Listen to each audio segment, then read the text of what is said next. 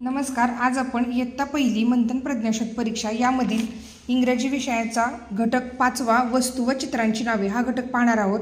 यापूर्वी आपण अल्फाबेट वर्णाक्षर योग्य पद्धतीने लिहिणे, व्होकॅब्युलरी, क्रियापदाचा चित्रांशी संबंध जोडणे हे सर्व घटक वाचनासहित व एक्सप्लेनेशनसहित पाहिलेले आहेत. याच्या सर्व लिंक मी डिस्क्रिप्शन बॉक्समध्ये दिलेले आहेत, तुम्ही पाहू शकता. सोबतच मी मराठीचे देखील काही घटक घेतलेले आहेत, ओळीनच गेलेली आहे, त्याच्या देखील लिंक डिस्क्रिप्शन बॉक्समध्ये दिलेत, तुम्ही पाहू शकता. मुलांना याचा वाचनासाठी देखील सराव देऊ शकता आणि हे धडे मी पूर्ण एक्सप्लेन केलेले आहेत की मुलांना कसं शिकवायचं, मुलांनी अभ्यास कसं करायचा, याच्या लिंक देखील मी डिस्क्रिप्शन बॉक्समध्ये दिलेले आहेत, तुम्ही ते देखील व्हिडिओ पाहू शकता.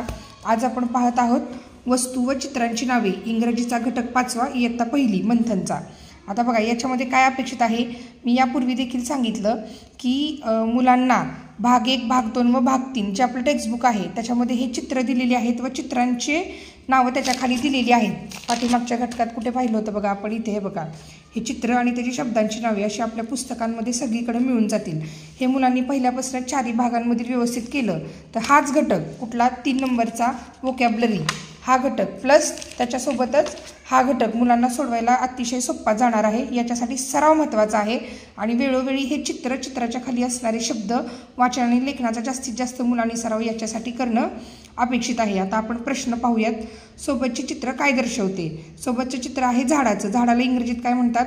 ट्री म्हणतात.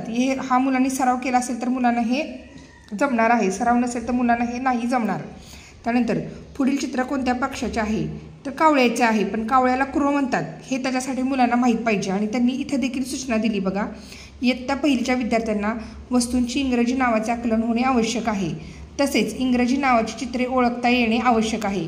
प्राणी, पक्षी, फळे, भाजीपाला, स्वयंपाकघरातील वस्तू, वर्गातील वस्तू व इतर दैनंदिन वापरातील वस्तूंची इंग्रजी नावे व त्यांची चित्रे ओळखता येणे अपेक्षित आहे आणि त्याच्यावरती मग हा संपूर्ण घटक आहे. आता बरेचसे शब्द पुस्तकातले आहेत, काही जनरल नॉलेजचे आहेत, पण जनरल नॉलेजमध्ये सुद्धा काय आहे तर पक्ष्यांची नावं, झाडांची नावं, फळांची नावं, प्राण्यांची नावं असंच आहे जनरल नॉलेजमध्ये, त्यामुळे ते काही फार अवघड नाही.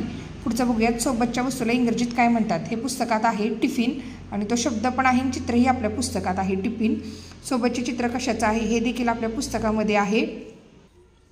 हे चित्र क्वीनचं आहे आणि क्वीन शब्द हे बघा इथं लिहिलेला आहे, हे देखील आपल्या पाठ्यपुस्तकातीलच आहे. बलून्सचे चित्र खालीलपैकी कोणते? त्याच्यासाठी मुलांना हा शब्द वाचता येणं गरजेचं आहे.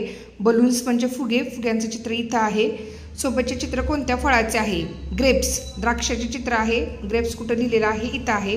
प्रश्न बघायचा आहे, चित्र बघायचं, पर्याय क्रमांक बघायचा आणि त्याला व्यवस्थित असा तिथं त्या प्रश्नाच्या पुढे योग्य पर्यायाला गोल करायचा आहे.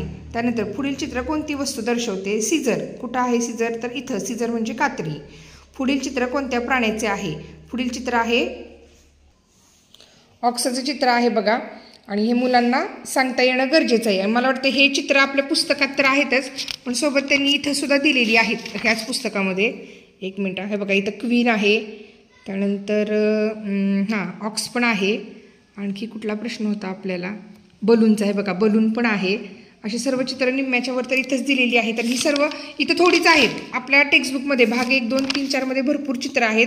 ते चित्र व शब्दांचा मुलांना सराव द्या व त्याच्यानंतर हा घटक सोडवायला सांगा. मुलं अगदी छान सोडवतील. ह्या संपूर्ण घटकाचा सराव करा.